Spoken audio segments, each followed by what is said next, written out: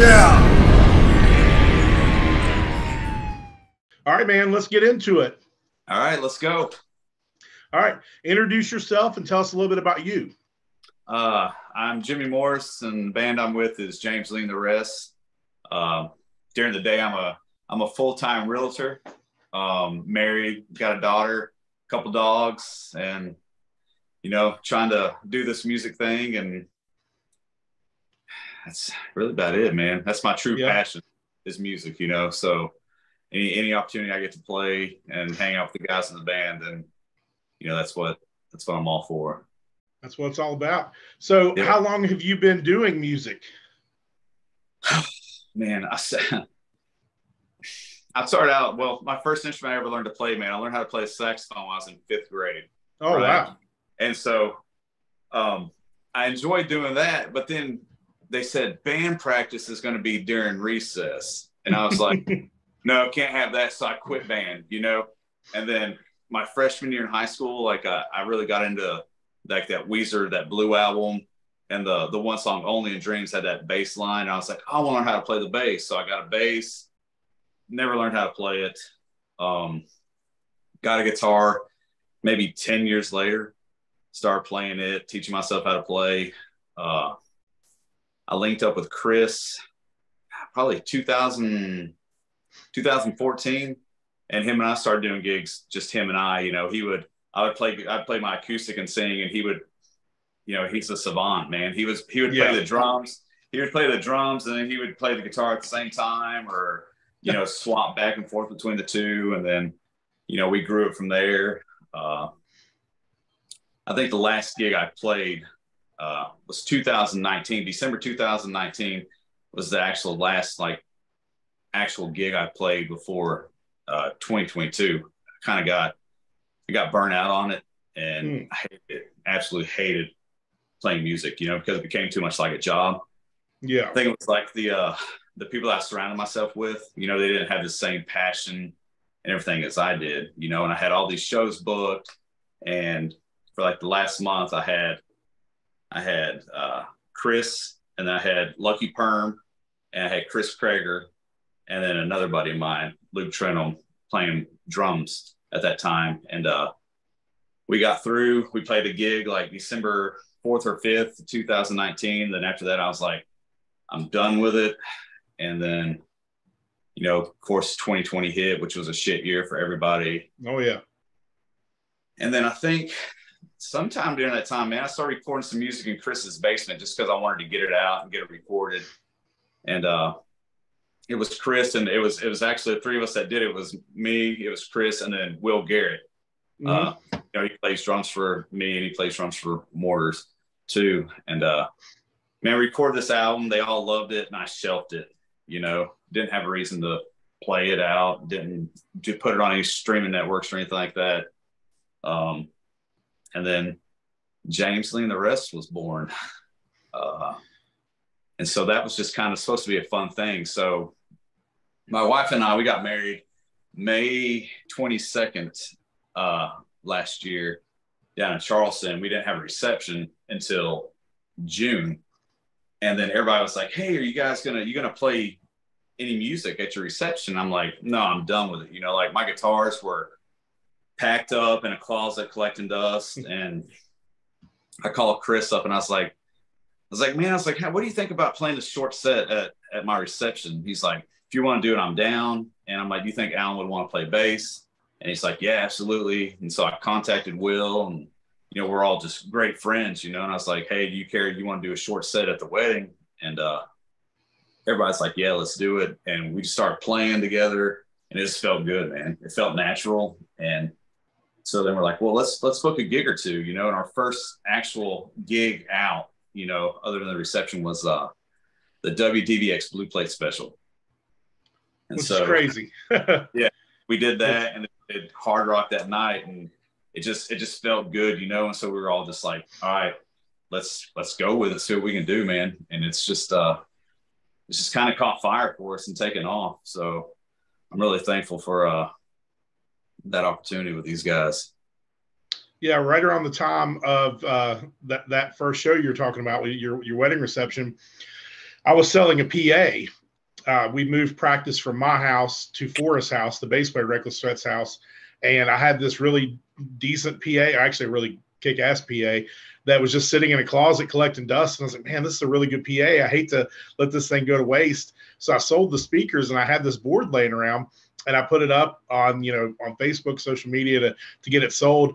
And Alan texted me. He's like, hey man, I'll buy that board. I just need it for one couple practices for this gig I'm going to do for my buddy's wedding reception. And it'll probably never get used again, but I need it now. And I was like, yeah, man, I sold to him for $100. And I said, you'll use it again. He's like, nah, this is a one and done kind of thing. And then about a month later, he's like, yeah, we've already played 3 more shows. Was it that like Samson board or something like that? Yeah. Okay. Yeah. Do you still use it? I have no idea. I don't know. Dude, I'm probably the worst musician ever. Like, I don't know crap about crap. You know what I mean? Like when it comes to sound and things like that. Like I don't know anything. Like, and I feel bad for Chris, dude, because I'm constantly like texting him every day. I'm like, hey, like what settings should this amp be on, or what head should I get, or like what microphone should I use, or what cables, and and he's always quick to answer, and he's probably one of the greatest guys on earth, So yeah, I'm sure he enjoys getting those types of questions because he lives for this stuff. Yeah, he does. Yeah, I'm always bombarding him with stuff, and like I value his opinion over anybody else's. Like if like we've got that relationship that he knows what I'm going to do and say before I do it. And he'll tell me, like, hey man, like we played a gig. I can't remember where we played a gig at, but like the crowd was kind of off, and when we were done, he pulled me to the side and he's like, man, Jimmy, he's like, I love you. I love playing music with you.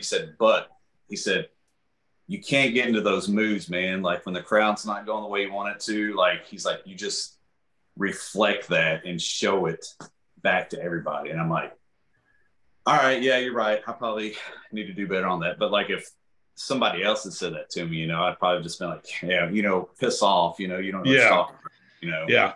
Yeah. It's nice to be able to take criticism or kind regards from people who you appreciate and look up to. It's a little bit easier to swallow that salty pill when it's from somebody who you respect.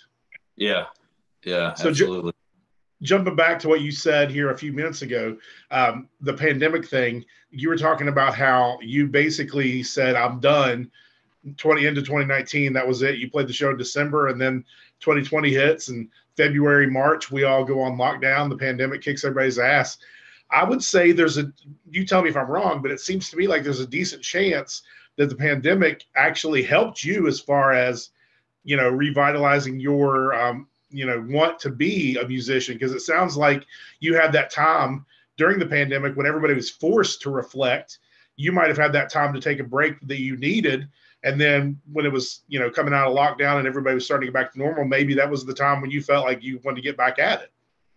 Yeah, I think so. I think kind of what kind of spurred me again was getting out and watching people play, and being in the crowd and seeing people react to, this band or that band, and being like, oh man, I remember when I played that stage, or, I opened with that band or whatever, and it just brought back all these, feelings. And so I was like, yeah, definitely I need to get back into it. And, even after I met my wife, I would always like, I'd drop little hints here and there, like, hey, kind of think about playing music again, and she was just like, yeah, whatever you want to do, and I guess it took us getting married and putting on a reception to actually, spur it. And I was nervous, man, because like nobody had ever seen that side of me before, like I had family, that had never seen me play guitar. Her family didn't know that side about me. Yeah. And, so I was like nervous as hell. I was like, oh my God, like they're going to think I'm some wild ass heathen or something like that. But dude, when I was done, her dad came up to me, and it's probably one of the biggest compliments or compliments I like cherish the most, but he like walked up to me and he said, son, he said, I didn't know you had it in you. He said, you've got a talent. And I said, well, I kind of like to keep it in my back pocket. And he goes, you really shouldn't. Yeah. And I was like, okay, well, like if I've got his approval, then, maybe I should, venture off and try this again, And so, I mean, it's just, we've had nothing but great feedback ever since we started doing it. And it's, feels good, man. It feels good to be back at, having that support from friends and family and stuff like that. So I'm sure that your in-laws and your wife's family had to have known. They didn't just see you. There's no way they looked at you and said, this is a dude with full sleeves of tattoos who's just a realtor. They had to have known there was something else behind the dress shirt and khaki pants. Right. Yeah. Like I said, I just kind of stuffed it away, never thought I'd bring it back out again. And, I'm so glad I did, We set up I had this band, Jimmy and the Jawbones, and it was initially myself, Chris, buddy of mine, Luke, and then another buddy of mine, Josh. And then Chris messaged me of the good band, and he was like, I'm gonna have to step away. I'll finish out these last couple of gigs with you guys going into the summer. And he said, but then I have to step away. And it was like, that's like soul crushing to me. You know what I mean? Yeah. And then after that, I went to panic mode, and I was just like, I've got to find somebody to fill in, And so like, I latched on to like whoever I could find. And then like the bass player was like, well, I don't want to do this anymore. And so I was like, oh crap, I got to find a bass player now, because I've got all these gigs lined up. And so like, I just grabbed, like I said, I just latched on to the first person I met that could play bass. And friend wise, we gel pretty good, but musically, like it just wasn't there. You know what I mean? I mean, there's a big difference in playing with like this group of guys that I'm with now, because there's like I guess maybe because we were friends first and that we have a genuine love for each other and a genuine love for what we're doing. And this ended up being like a hired hand kind of thing. You know what I mean? And it just didn't have that feeling, man. It was empty. You know what I mean? There wasn't that like,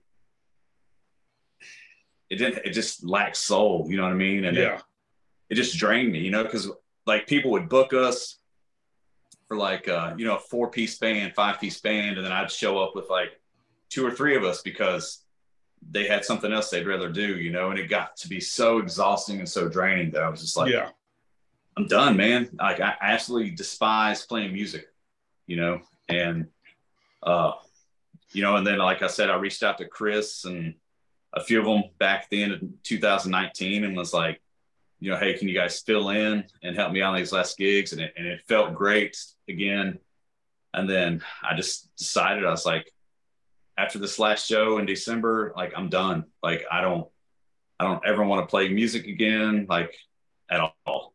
I don't even want to like listen to it on the radio. Like I was just so over music, man. And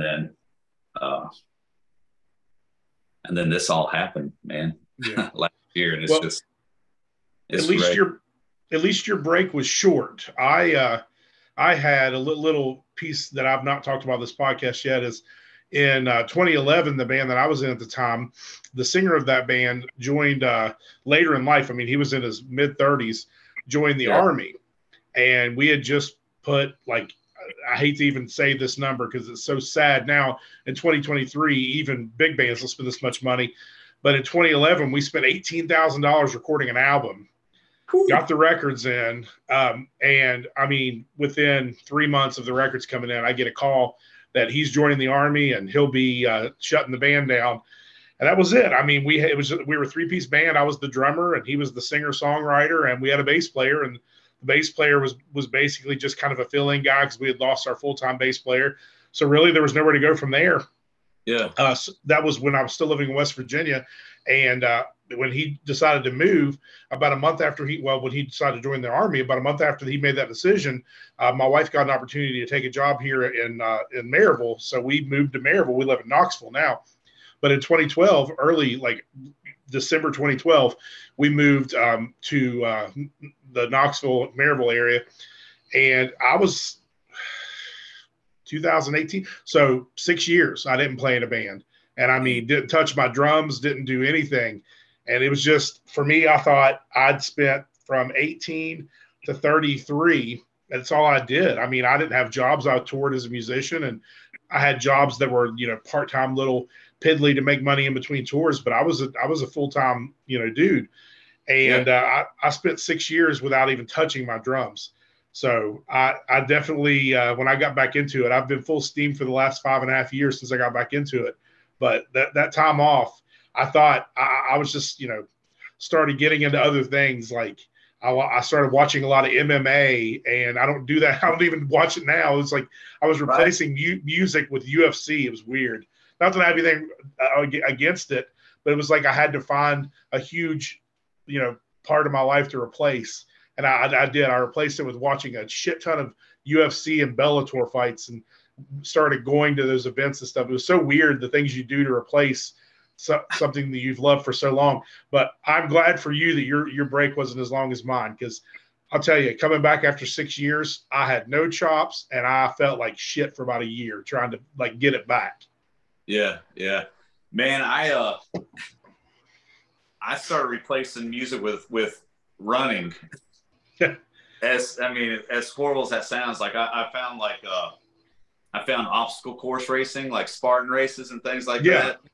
And I started doing that, man. And like, that was like my new drug. It's still like a drug for me. Like you were talking about, you're from West Virginia, and like, we go up to Glen Jean around Beckley. Mm-hmm.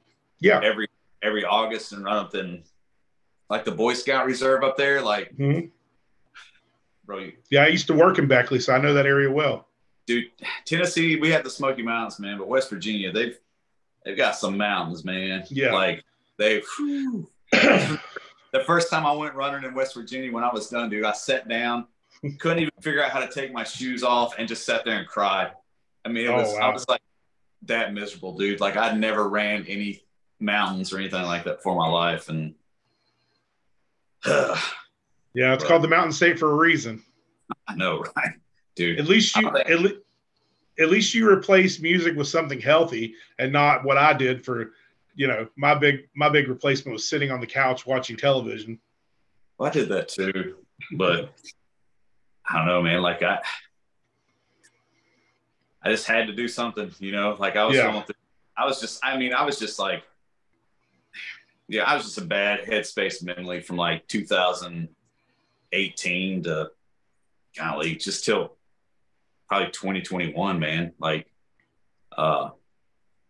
meet my wife and everything like that, just like really pulled me out of a dark place, and it's amazing what love can do. Oh yeah. Cliche or whatever, sounds cheesy as hell, but it's like, true though. It is, man. Tell me about not to dwell on your full-time career, but tell me about what it was like to be a realtor during the pandemic. Was that better or worse or a mess? Or dude, it was unbelievable.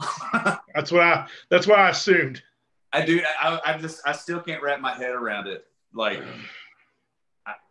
I don't know. I don't know where the money came from some of these people, but you know what? I'm thankful for it.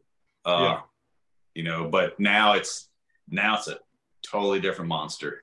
Like, totally. Like it was before. It was just like you could just throw a rock and hit somebody wanting to buy something, and like now it's like you throw a rock and it gets thrown back at you. I mean, there's just nothing.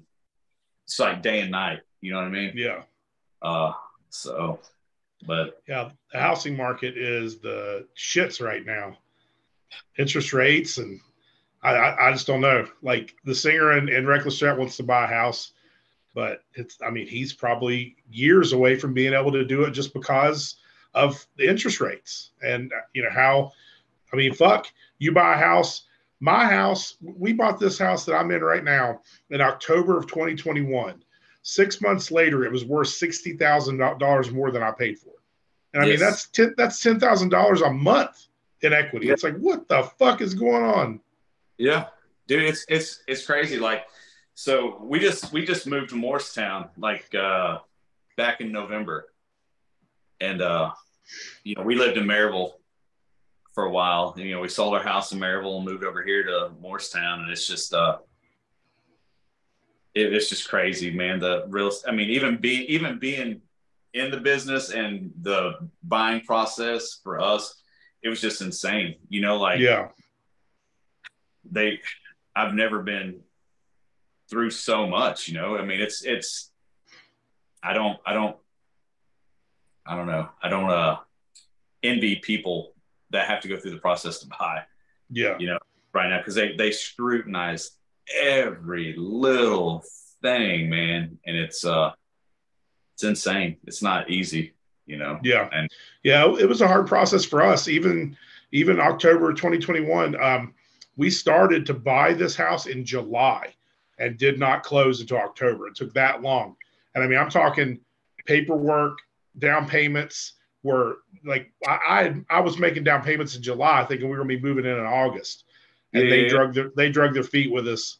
Granted, fuck Loan Depot. I would never use that shit ever again. yeah, dude. I don't know about all those like loan depots and rocket mortgages and things like that. Like I'm old school, man. Like, you know what? Like I still write checks. You know what I mean? Yeah. Like I still like being able to talk to people face to face and, shake hands and like, sign things with an ink pen instead of doing it online and everything like that. Like this new way of doing business, man, it's just like, it's not me, man.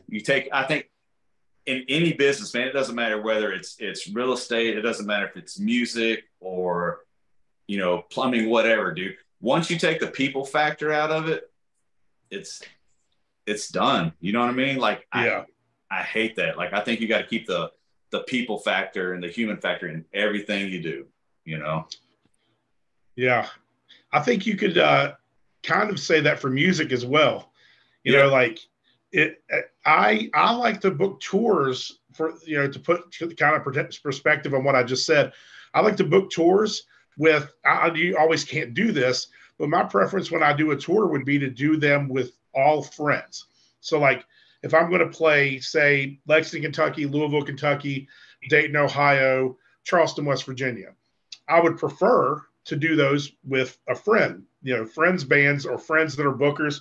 So like keep it friendly, keep making a call, making a text message.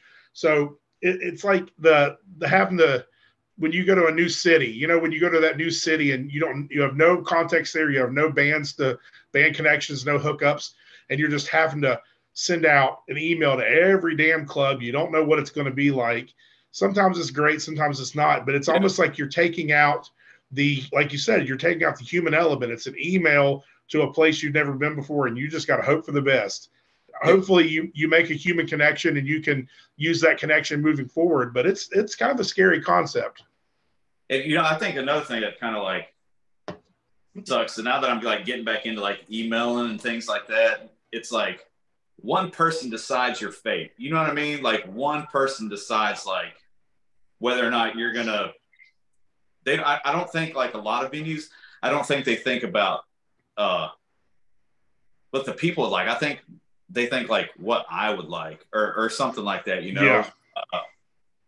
I mean, a lot of people, I mean, some people that book aren't like that, Some people know like, hey, this is going to be a good fit for this venue, blah, blah, blah, blah, blah. Yeah. It's crazy. I mean, I appreciate everything you do and you've done for us.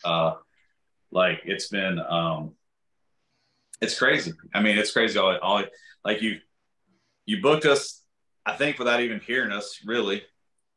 Yeah. And then we played for you, and I was like, golly, I hope Mike liked us. And then you put us on again, and then dude, you blew my mind when you're like, hey, do you want to put this out on Coffin Curse on vinyl? And I'm like, oh my gosh, like here I am. I'm 44 years old, man. Been playing music for a long time, and like like a highlight, like we're all just over the moon about it, like we're looking forward. We're heading to Kentucky at the end of the month to record. We're going to record a lot, we're going to record as much as we can. Yeah. And pick the hopefully 2 best songs that'll fit on 7 minutes and put it out, and then we'll an EP or whatever for digital downloads and whatnot only. And so what you're talking about is we're going to be putting out a 7-inch James Leigh and the Rest on Coffin Curse. Yes. And you guys are recording. Where are you recording at in Kentucky? We're recording at Golden. Gosh, Richard, if you watch this and I get the name of your studio wrong, I apologize. I believe it's Golden Cloud Studios. It's Richard Hodges. He does sound over at the Shed. He does sound at Open Chord. Bunch of places. And he lives in Kentucky? Yeah, he lives in Corbin, Kentucky, man. And like I was looking at his Instagram page, man. The guy's like, he knows his stuff, dude. Like this kid he's probably more fired up to record us than we already go up there and record. Like he's like spitting ideas at me, like, you want to record this part through a telephone and just cool stuff, and super excited about that.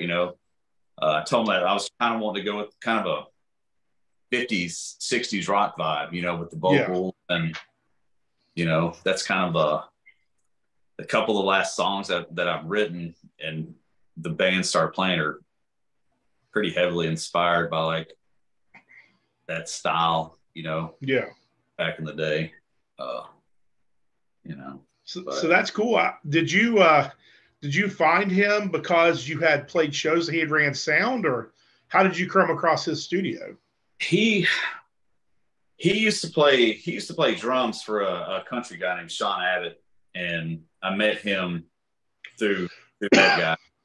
And then I just follow him on Facebook, and I kept noticing that he was posting stuff about studios. And when I started messaging people, like, dude, this kid, he got back to me immediately. Like he sent me like prices and was like, just great guy, and I was like, you know what, this is worth going to Kentucky and doing. That's just right over the border too, so it's not too far. Corbin, probably an hour from Knoxville, hour and a half maybe. I think hour and a half. I think it's a hour and 45 from Morristown for me. So we'll go up on Saturday the 25th, and we will record all day. I think we're going to try to record live. That's just cool. More bang for the buck, and then go back up on Sunday for about 6 hours and hopefully have it done. It's going to be we'll see how efficient we are in the studio. I think I'm pretty confident in all our abilities to get up there. I'm more confident in those guys than I am in myself, like, especially if I've got to play to a tick metronome. Metronome. Like, golly, that throws me off so bad, dude. I don't like doing it. I will do it if I have to, but my preference is to not.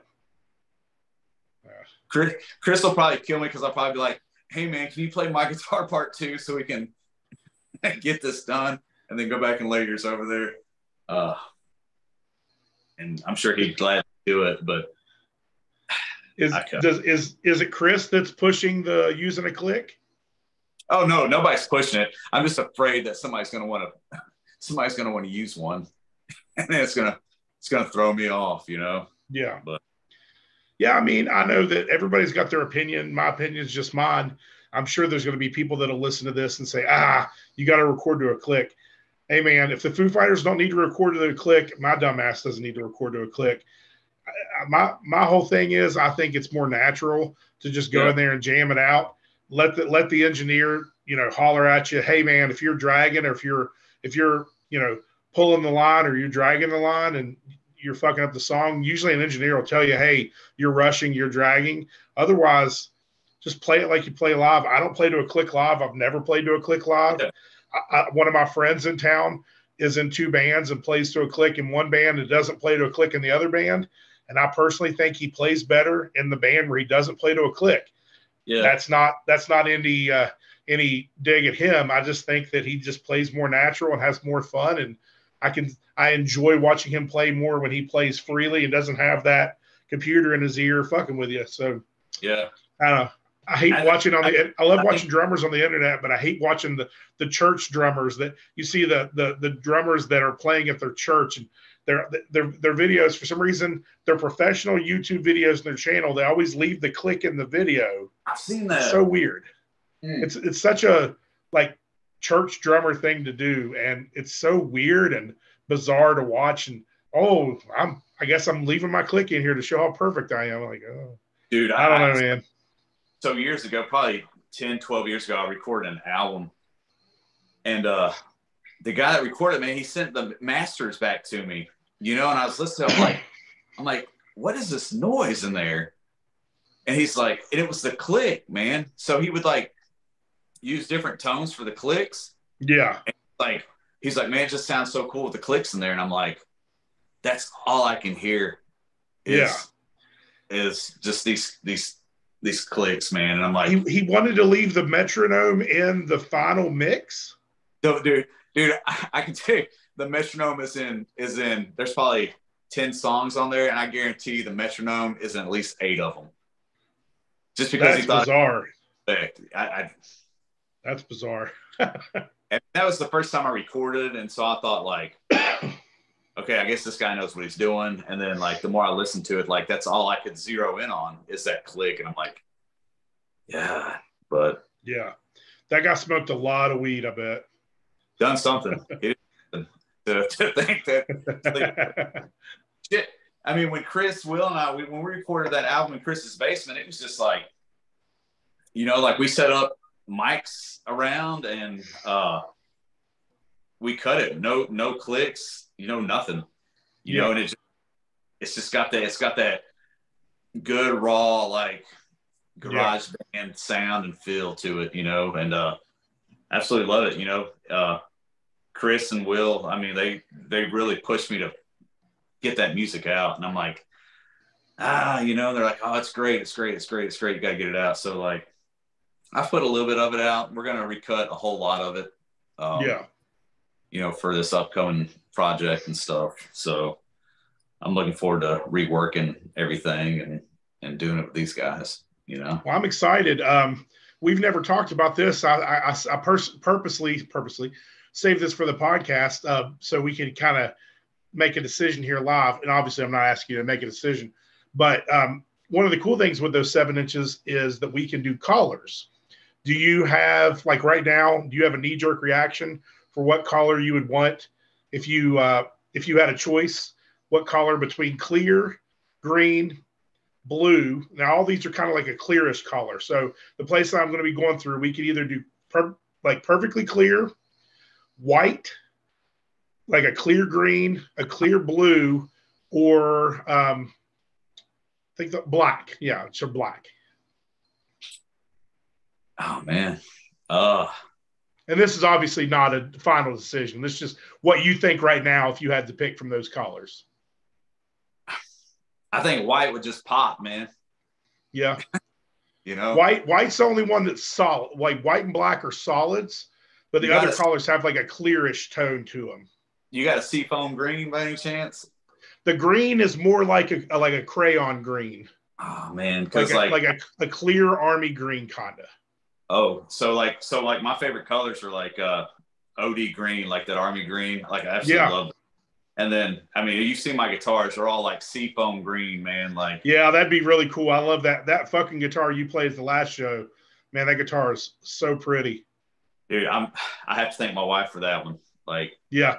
That was a Christmas gift that I didn't expect. And I was just like, oh my God, I've never owned a nice guitar in my life. You know what I mean? And yeah, like it was to the point where I was almost afraid to touch it. Like even when I pick around the house, like I don't pick it up, because I'm like, I don't want to like scratch it or scuff it or anything like that, but yeah.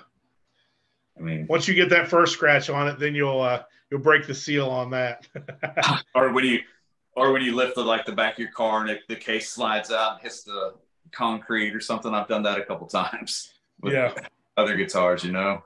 Getting a new instrument is like getting a new car. It's so precious to you until you get that first scratch. When you get that first scratch out of the way, then it's like fucking all the cards are off the table. I'm gonna put my own scratches in there. You know what I mean? Like I don't even care. I might carve my name or something. Or, you know. So before we wrap up, there's a couple questions I always like to ask my guests. So I'll ask you the one question I like to ask first is, so what got you into underground music, punk rock music? Do you have a gateway moment for what got you into the underground music scene in general? I don't, man. It's just one of those rabbit holes. Like I always, I tell you what, my brother probably, and he didn't necessarily like turn me on to like punk music. He had me listening to stuff like Judas Priest and things like that, you know, and then it just kind of went from there, you know, and then probably in high school, it's probably when I kind of really started discovering it, you know, and just. Do you remember the first punk band you heard?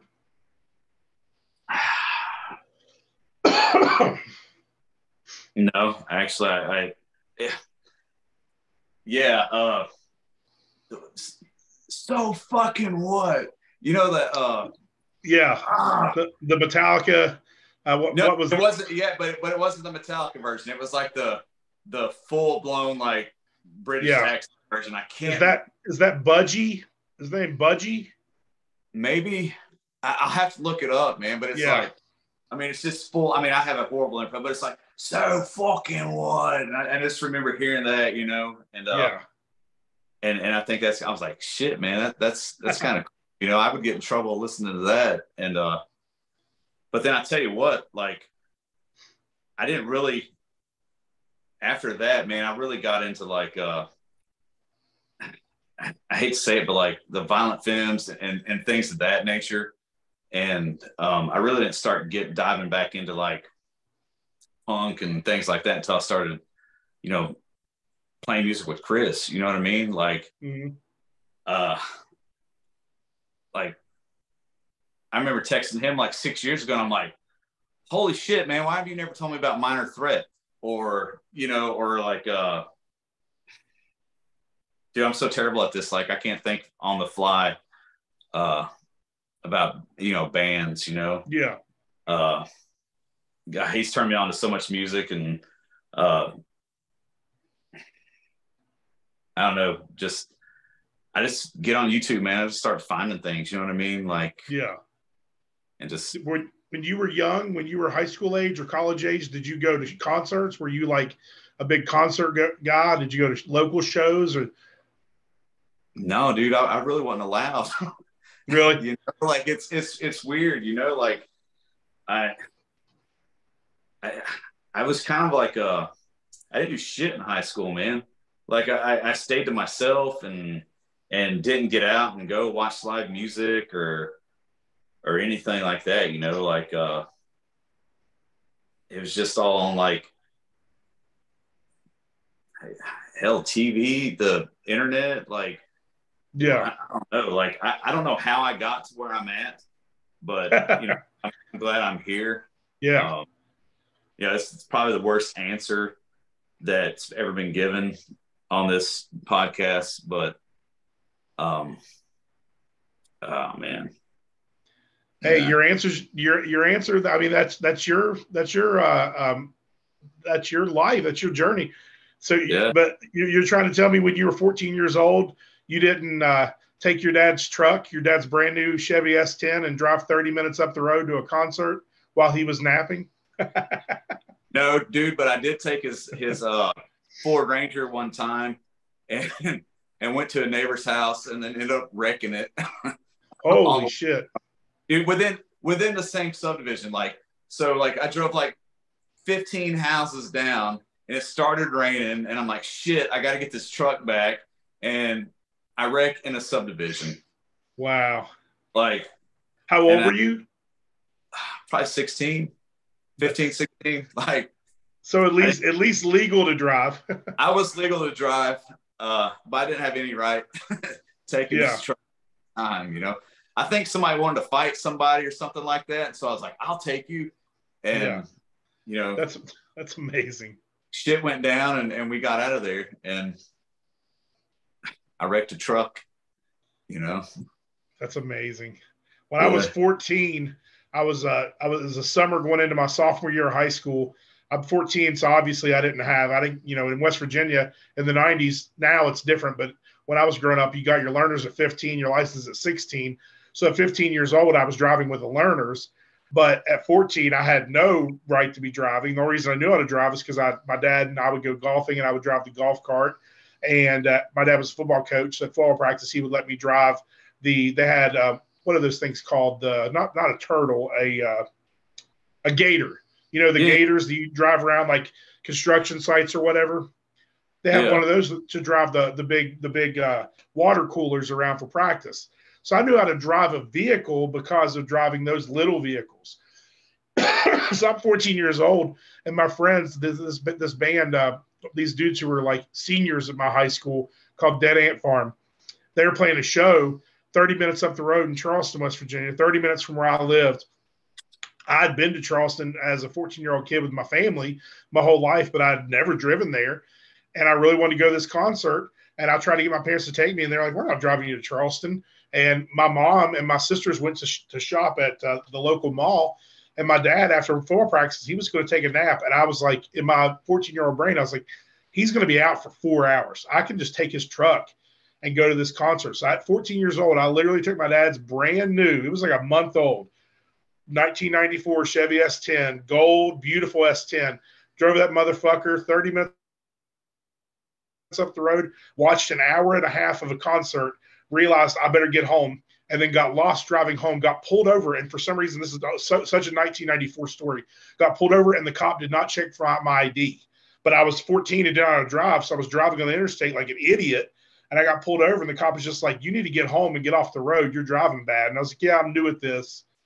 Fucking crazy. If my parents watch this podcast, this is the first time they're hearing this story. I've never told my dad I did that. It was fucking stupid, but hilarious. That was my first punk show. I think, I didn't really, my parents were strict. I mean, they weren't strict at all, you know, but it's just like, I didn't have anybody to go with, you know what I mean? Like,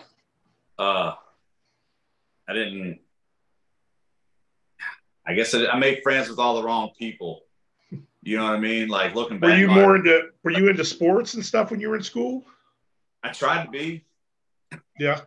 You know, I was just this like skinny, scrawny, like nerdy kid that, you know, just like any teenager, man, you're just trying to find a way anyway, you know, to fit in. It doesn't matter if it's like, you know, with this person, that person, like I try to be friends with everybody. You know what I mean? Yeah. Like I didn't try to lump myself into one category. I try to be friends with absolutely every single person I could, you know? Yeah. And I think I was super shy, man.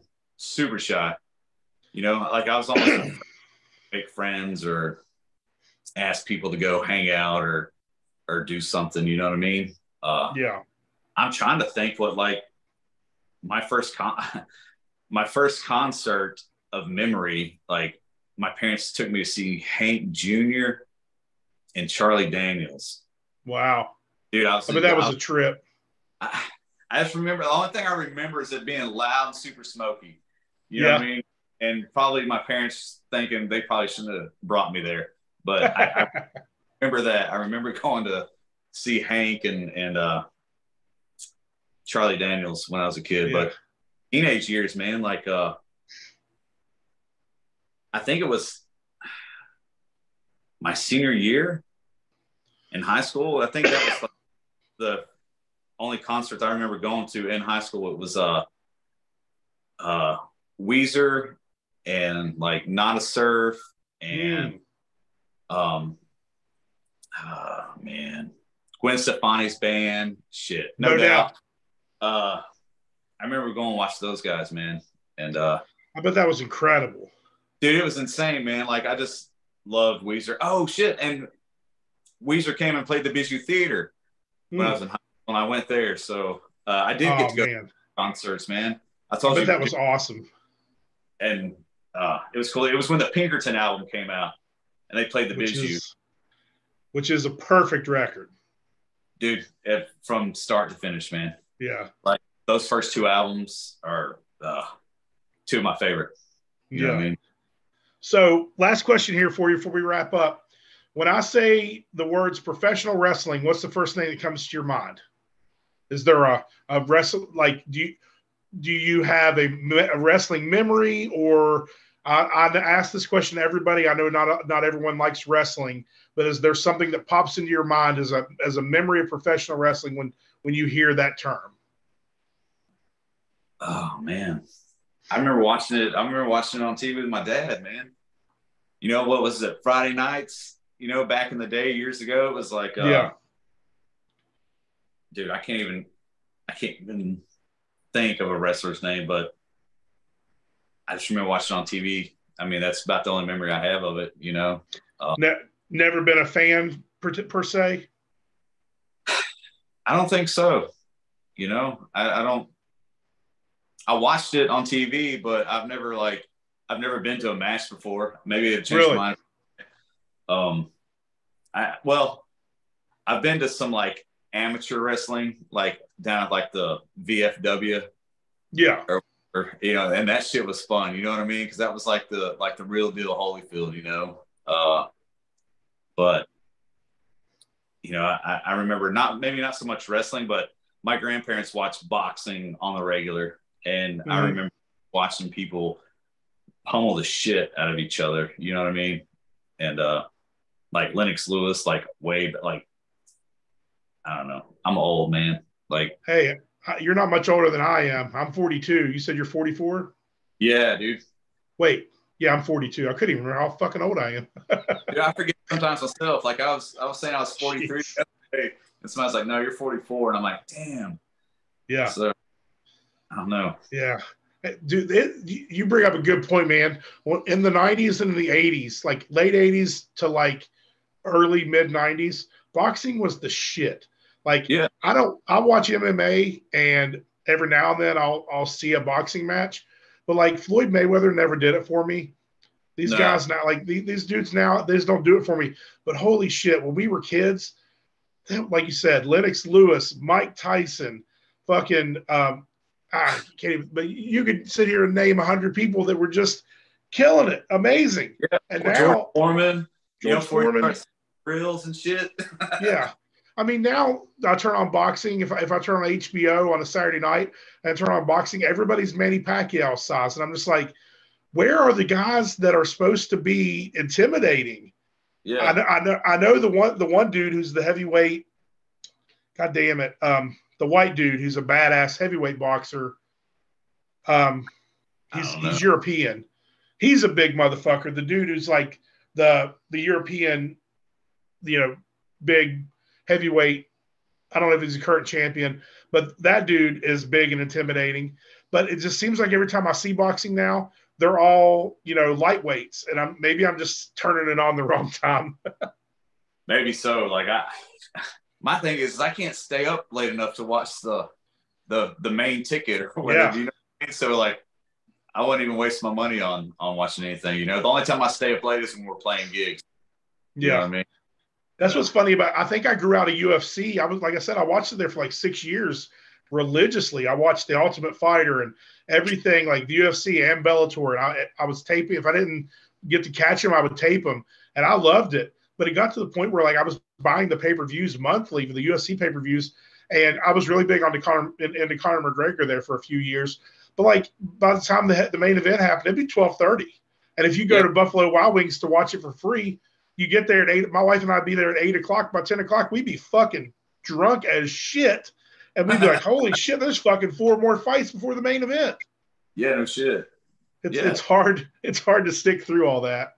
Yeah, I agree with you wholeheartedly there. I didn't even stay up. Like, I can't even, like, when you know, like, if there's a football game that comes on there, like, kickoff is at 7:30, I'm like, well, I guess I'll just see what it's like the next day, you know, how it turned out, you know, like, no, I just want to say, you know, before we go, like, I appreciate everything that you do for us as a band and as friends and the community, man. Like, God damn, dude, like, you guys are doing so much, and it's beautiful. You know what I mean? Like, and I totally respect you and, you know, your fight and your stance and everything you're doing, man. It's just great, man. And just keep it up. And if I'm always in the corner, bro, like, no matter what, you know what I mean? Like, tit for tat, dude, I'll be right there with you. Yeah. You know, well, I appreciate you saying that.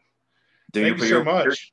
There's not a lot of like, genuine people anymore, and like I really feel like you're one of the few, man. And I appreciate your generosity and helping us out and doing everything you've done for us.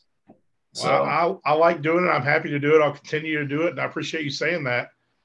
Yeah. Is there anything that you want to promote here at the end before we wrap her up? Just James Leigh the Rest, man. Like, be on the lookout. You know what I mean? You guys are on Instagram, Facebook, and TikTok? Yeah, dude. I swore I'd never get TikTok, but I did it. It's a lot of fun. It is kind of fun, man. I enjoy it. Yeah. I enjoy those reels and those little stories, you know, just playing like acoustically here and there. Yeah. But, you know, we're on all social media, you know, so come to a show. You know, we've got all our shows online, and, you know, I think the best thing you can do if you want to support an artist, it doesn't matter if it's us or if it's, you know, Reckless Thread or Rough Dreams or Mortars. Is there any other else, or Trash Bands, anybody else I can plug? Go see a show, like a post, share a video, buy a t-shirt, like, you know, support your local music, man. You know what I mean? Like, yeah. And shit, we're on the same team, you know, ain't no sense in competing against other bands. You know what I mean? Like, share the fucking love and promote those guys. You know what I'm saying? Like, absolutely. You eat, we eat, we all eat, and fuck, it's a good day. You know what I mean? Yeah. There's plenty of room for everybody to get fat and silly. We'll have a good time. Yeah. And so go ahead. So I her name just left me, man. From the Burden book. Lisa, yeah, I was about to say it. She might not be down for this, but later on in the summer, man, I think I'd like to shoot a music video at the Burden book. Oh, she'd love that. Yeah, we don't do anything there at all on Sundays, Mondays, and Tuesdays. So I've actually had videographers coming there, and we've done some documentary shootings and filmings. That's a better word. We filmed some like documentary shit in there, and it's a great place to do that because they don't. She doesn't run the space on Sundays, Mondays, and Tuesdays because she wants the time off, and her employees need the time off. So Sundays are the shits for shows anyway, and Mondays and Tuesdays are just as bad. So there's 3 full days of wide open to do things like that. If she'd love it, like I would love to do it. You know what I mean? Just because of I don't know. I just feel something special about that place. You know what I mean? It's just like you know, I like it there. Yeah, and it's always good promotion to have your business in a video. Well, Jimmy, I appreciate you doing this, and we'll be seeing you here. You've got some shows coming up in town, but for sure this hasn't been announced yet. But I'll just go ahead and do it here now. James Leigh and the Rest will be a part of our Merville Punk Flea Market #2 that's coming up on Saturday, April 22nd. You guys are a part of the other. There's going to be 10 bands at the show, and you're one of the 10 bands. So going to be quite a day. It's like you guys are more on the rock and roll side, and then we've got some punk bands, and then I've got some hardcore bands and some metal bands, and it's going to be a trip. When I drop the announcement for the lineup for this, people are going to be buzzing because it's quite the mixture of bands. Sounds like a good potluck dinner. Oh hell yeah! It's gonna be a good day.